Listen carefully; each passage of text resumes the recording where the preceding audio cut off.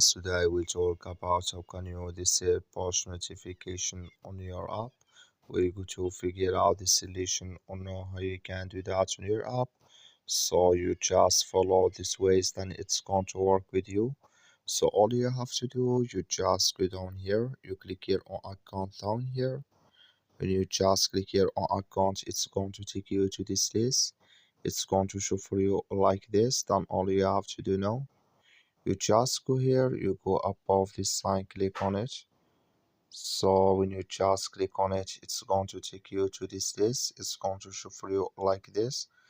Then you go down here, just keep going down here. You click here on communication here, just click on it. So then you come to next step here, you come here to push notification. Click in this sign or this color. Like you see, then you click here on continue here. So then here it's going to disable with your here push notification. That's all you have to do. Thank you for watching. Don't forget to support us by liking, subscribe.